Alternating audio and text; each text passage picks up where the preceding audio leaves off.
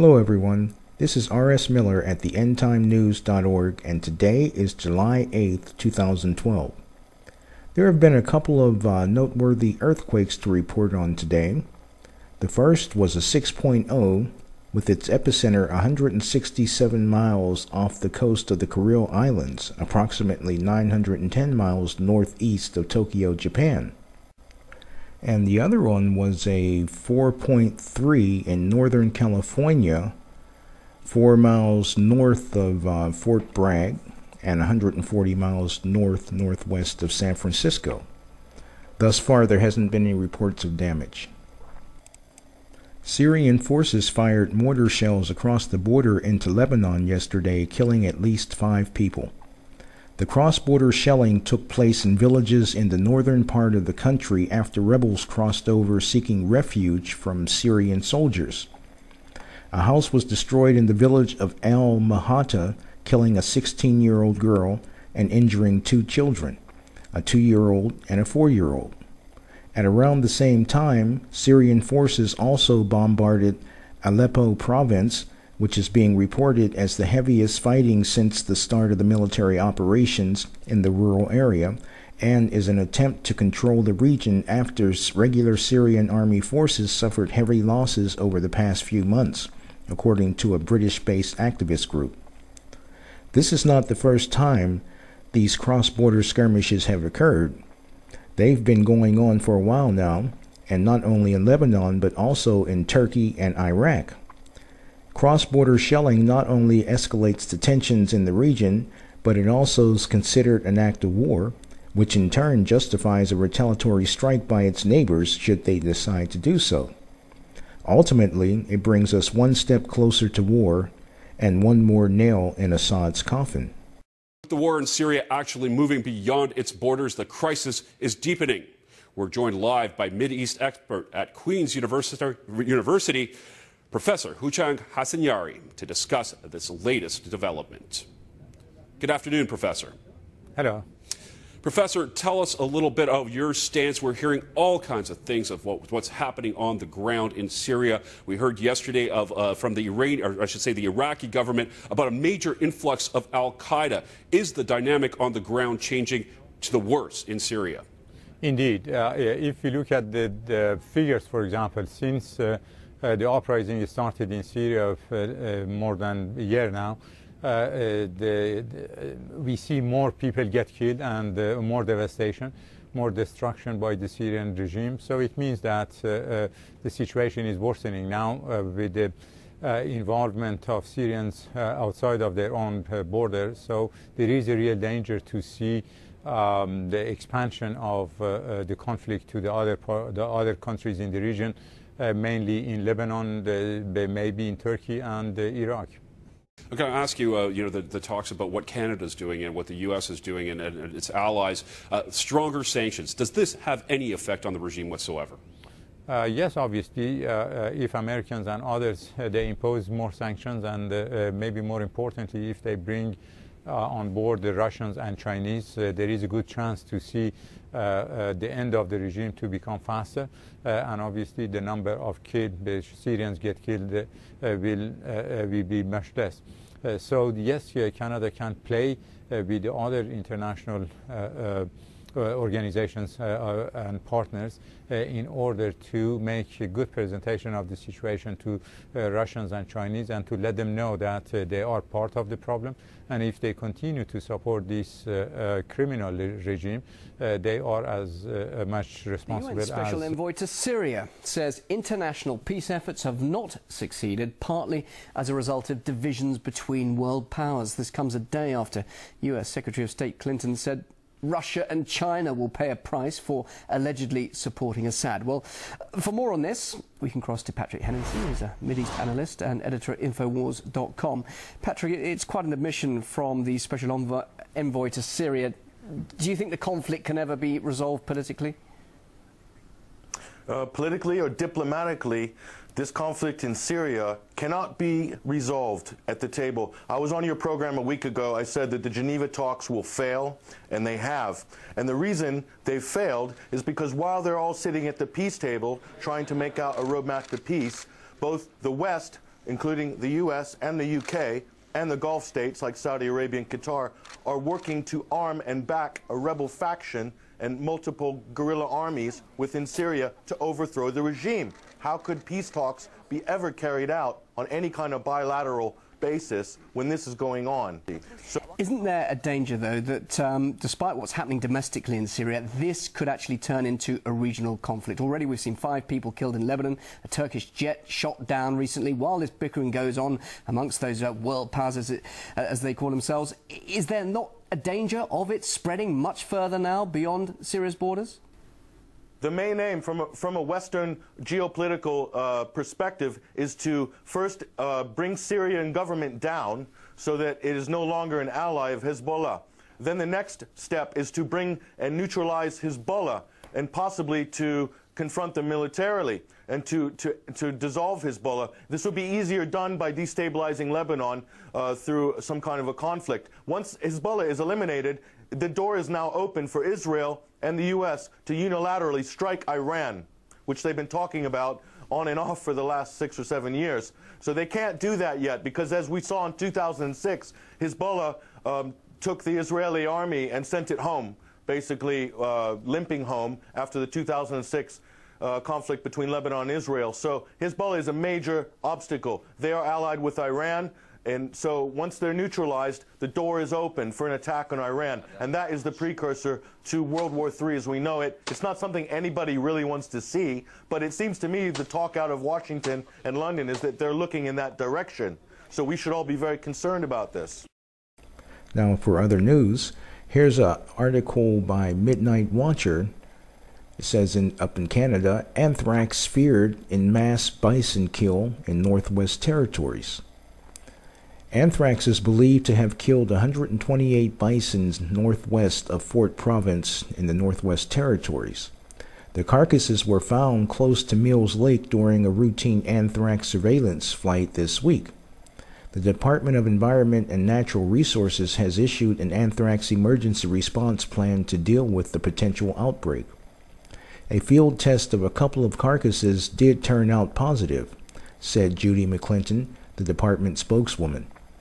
Given the number of carcasses and the chance when they looked at them that it was probably or potentially anthrax, we've activated an emergency response plan. On Thursday, the department sent samples from the dead animals to a Canadian Food Inspection Agency lab in Lethbridge for testing, she said. They expect the results in a week's time. McClinton said the department will start disposing of the carcasses.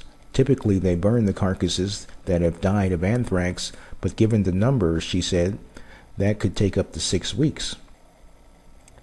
They'll treat the carcasses with formaldehyde, tarp them, because we want to keep the anthrax spores intact, and then we'll burn as we move along.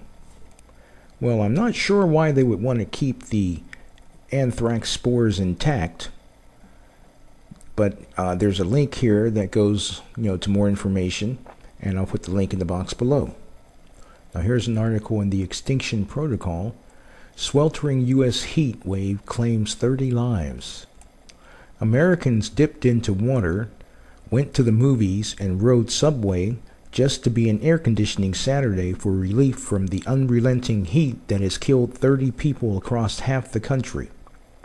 The heat sent temperatures soaring over 100 degrees in several cities, including a record 105 in Washington, St. Louis 106, and Indianapolis 104. It buckled highways and derailed Washington area train, even as another round of summer storms threatened. Now here it says 3 elderly people were found dead in their houses in Ohio, had heart disease, but died of high temperatures in homes lacking power because of the recent outages. 2 were in Tennessee and 3 in Pennsylvania. And it just goes on. I'll let you guys come up and read the rest of this. But basically, the combination of the high heat and the resulting storms that get produced can turn out to be quite deadly. And summer is just beginning. Algae outbreak blamed for dead fish in Salt River. This is in Arizona. An outbreak of golden algae killed thousands of fish this week in a 20-mile stretch of the Salt River, officials say, of dead fish floating to shore. The reports range from east of Roosevelt Lake to Horseshoe Bend, said Jim Paxson, a spokesman for Game and Fish. After taking water samples and testing the fish, investigators determined Friday that golden algae caused the die-off, Paxson said. Authorities believe the drought, along with increased salinity in the water, led to the outbreak of golden algae, said Kirk Young, a game and fish fisheries biologist. Officials are not sure what triggered the toxicity and salinity problem in the Salt River. Paxson said storms in the mountains could have washed ash and silt from the Wallow Fire into Black River to the White River, which turns into the Salt River. Paxson said that the river is nearly 15 degrees cooler than Roosevelt Lake and that the algae problem subsides before entering the reservoir. But in the Salt River, the amoeba-like algae attacked the gills of fish and suffocated them, Paxson said. Fish such as bluegill, buffalo, carp, and catfish have been most affected in the river. Officials said they believe the algae poses a localized problem. Crews walked the shoreline of the river Friday to determine how much of the river will be impacted. The duration of the algae problem is undetermined. However, if the drought conditions persist, downstream reservoirs could be at risk in the future, Paxson said. Now, from golden algae in Arizona to temperatures and algae in Delaware. It says in Rehoboth Beach, thousands of dead, rotting fish are fouling Silver Lake along Rehoboth Beach southern border, the victims of high temperature and algae that consume too much of the lake's oxygen. The Fish and Wildlife Division of the state's Department of Natural Resources and Environmental Control said that 1,500 gizzard shad, 2 to 4 inches long, were found floating Wednesday, along with 800 white perch. Overnight, thousands more fish died, and with as many as 6,000 gizzard shad and 600 adult white perch succumbing by Thursday, along with bluegills and largemouth bass in smaller numbers. Increased temperatures led to warmer water, which holds less dissolved oxygen, John Clark, DNREC Fisheries Administrator, said in a news release. So seeing more fish kills this summer as the heat continues would come as no surprise. Now there's more to this article, and I'll let you guys go ahead and read it. I'll put the link in the box below.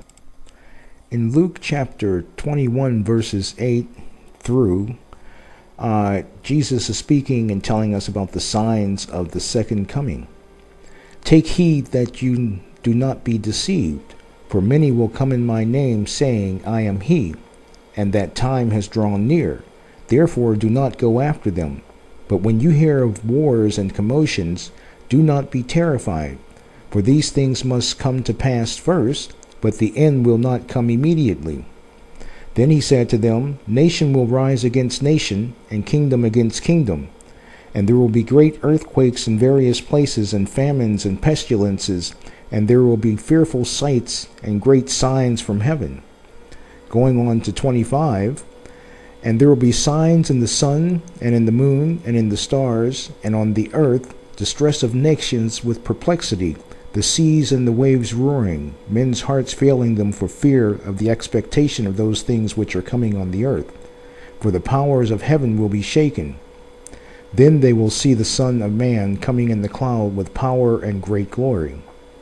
Now when these things begin to happen, look up and lift up your heads, because your redemption draws near. Friends, all of the signs prophesied in the Bible concerning the last days are currently being fulfilled right before our very eyes. We are witnessing climate change with its devastating results, radiation contamination from excessive penetration of solar energy through a weakened magnetosphere, as well as that caused by man-made nuclear accidents. Then there are the great earthquakes, famines, and pestilences, wars and rumors of wars, including the threat of the ultimate war, World War III. Our time is running out and the end is fast approaching. Are you saved? Follow the link below and pray the prayer of salvation with a sincere heart, and you will be saved.